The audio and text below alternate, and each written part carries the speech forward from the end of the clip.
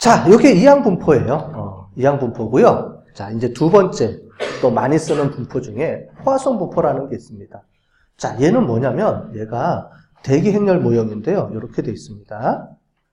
보통 단위 시간당 시간이나 공간, 단위 특정한 공간이에요. 얘를 쪼개면 돼요. 단위 시간은 어떻게 쪼개면 될까요? 마음대로 쪼개세요. 나는 하루를 잡고 싶다. 그럼 하루에 몇 건? 만약에 교통사고 하루에 몇 건 발생하지? 이런 거 계산해주고 싶다. 그러면 하루 건당 이렇게 계산해주면 되고요. 그 다음에 나는 한 시간에 오는 콜수, 한 시간에 몇 명 오는지 손님 수, 난 이걸 계산하고 싶다. 그러면 어떻게 돼요? 단위가 한 시간당 몇 명 이렇게 되는 거예요. 시간은 그러니까 내가 원하는 시간만큼, 관심 있는 시간만큼 내가 쪼개면 됩니다. 내가 시간은 쪼개는 단위만큼당 뭐예요? 개수를 재는 겁니다. 자, 요런 게 있어요. 요렇게 사람들이 계속 와요. 자, 요렇게 사람들이 계속 오는데 시간으로 따져봤을 때, 자, 내가 관심 있는 건 어떻게 돼요? 여기가 5분이든 3분이든 10분이든 하루든 내가 원하는 그 시간당 몇 명이 오지? 이거예요. 하나, 둘, 셋, 넷, 다, 7명이 오네요. 그죠? 자, 그랬을 때 평균 몇 명이 오느냐? 이거를 가지고 우리가 따지는데, 그렇게 했을 때 어떤 분포가 오느냐면 포화성 분포로 옵니다. 요 시간 단위당 한 명이 올 경우, 2명이 올 경우, 3명이 올 경우에 대한 확률을 내가 쭉 통계학자들이 계산을 해놨대요. 자, 그런데 이게 무슨 말이냐면 여러분들 이런 게 있죠. 언제 쓰냐면 뒤에 보면 나오겠지만 대기 행렬, 대기 시간 모형 또는 대기 행렬 모형이 있어요. 경영학에서 언제 쓰냐면 여러분들 그 어떤 생산 라인을 구축해야 되잖아요. 자, 자동차를 해야 돼요. K3 몇 대, 오늘 하루에 K3 4대, 뭐 K5 몇 대, K9 몇 대. 자, 그러면 스테이션을 어떻게 꾸며야 돼요? 라인을. 답이 안 나오죠? 그런 거 계산할 때 하는 거예요. 아니면 병원에서 간호사들 저기 앞에 들어가면 입구 있죠? 입구에 접수받는 사람이 있어요. 몇 명 둬야 돼요? 물론 공간이 3명뿐이 못 들어가면 3명을 해놓겠죠? 일단 공간이 모자르니까, 어쩔 수 없으니까. 그럼 사람들이 막 대기가 길어져요, 대기줄. 그게 대기 행렬입니다. 사람들이 스테이션이 있는데, 앞에 접수처가 있는데, 줄이 얼마나 길어지게 서 있을까, 이거예요. 그게 대기 행렬 모형이에요.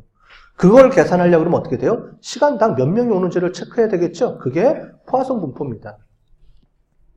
5분 동안 몇 명 올까? 10분 동안 몇 명 올까? 1시간에 몇 명 올까? 이런 거예요. 이게 포화성 분포라는 분포에 의해서 계산할 수가 있다는 거예요. 통계학자들이.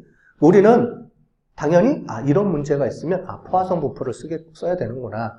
아까 전에처럼 yes, no 이런 걸로 물어보면 이항 분포를 써야 되겠구나. 이렇게만 인지하면 돼요. 그럼 그 중에서 성공률이 몇 개지? 아까 전에 이항 분포는 그렇게 계산하면 되고 포화성 분포는 조금 이따 또 설명을 드릴게요. 계산하는 방법이 조금 틀리거든요. 관심 있는 게 틀려지니까. 자, 단위 시간당 이렇게 돼 있는데 두 번째 나는 이게 중요한 게 아니고요. 이거예요. 콜이 왔는데 제가 고객센터에서 근무를 해요. 자, 전화 이제 끊었어요. 나 화장실이 급해. 화장실 가고 싶어. 그럼 전화기 끊고 그 다음 콜이 올 때까지 몇 분 걸릴까요? 나 화장실 갔다 와도 될까요? 안 될까요? 갔다 와도 돼? 안 돼? 안 돼? 어떻게 알아? 아직 계산도 안 해봤잖아. 그죠? 이게 뭐예요? 대기 행렬이 내가 콜 끊고 그 다음 콜까지 얼마나 되느냐? 30초일까? 1시간? 1분일까? 1분이면 얼른 갔다 올 수가 있겠네? 뭐 이런 거. 그럼 저걸 가지고 또 어떻게 이용해요? 똑같이 스테이션에 아르바이트생을 몇 명 둬야 되지? 여러분들 저기 맥도날드 이런 데 가면 앞에 시간당 아르바이트생 수가 틀려지죠. 그러면 몇 명을 더 둬야 돼요? 1명이에요? 2명이에요? 물론 감으로 대충 두죠. 그죠? 1명 정도. 아니면 돈이 없으니까 2명까지만 못하니까 2명 정도 둬야지. 이렇게 할 거예요. 근데 그런 것들을 계산하는 규칙이 있어요. 이런 분포에 의해서 평균 시간당 몇 명 정도 오는구나 계산을 할 수 있다니까요. 그러면 사람들이 몇 명 오고 스테이션에 아르바이트생을 2명을 두면 대기줄이 5명 대기할까? 3명 두면 대기줄이 없어질까?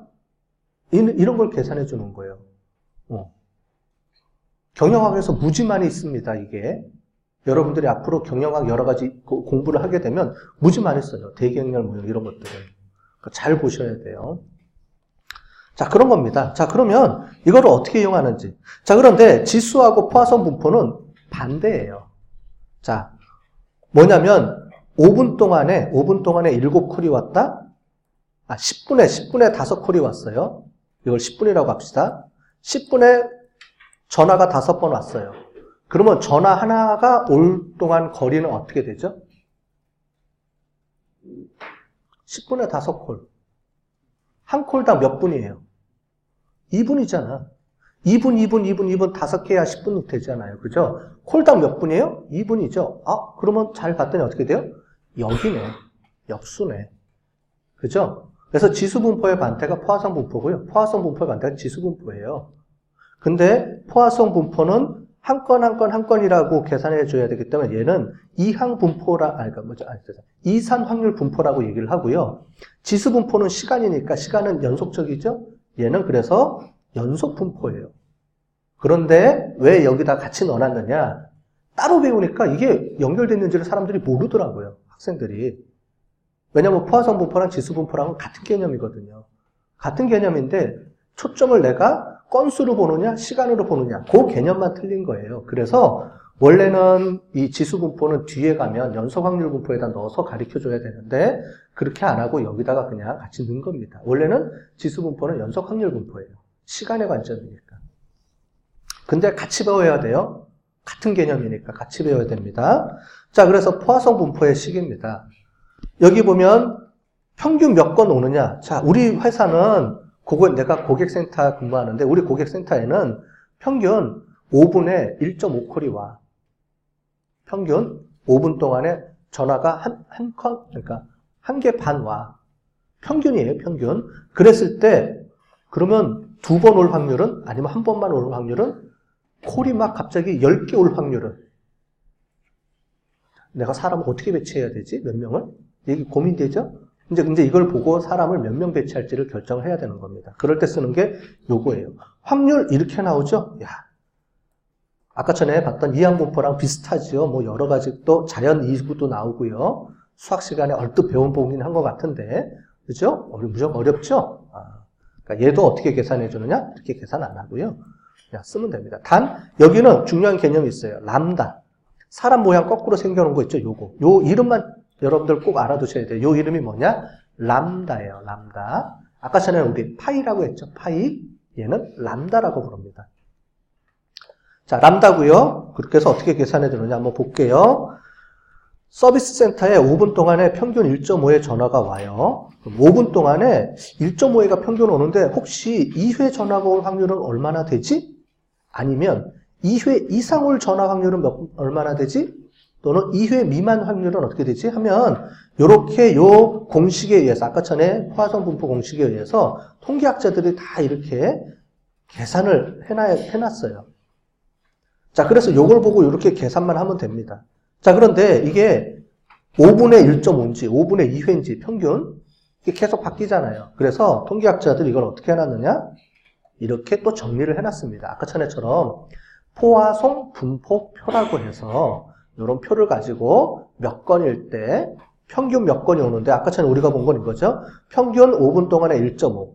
자, 얘는 시간은 상관이 없어요. 왜냐하면 시간은 내가 정하는 거예요. 내가 5분이라고 정하든 10분이라고 정하든 하루라고 정하든 그건 내 맘이에요.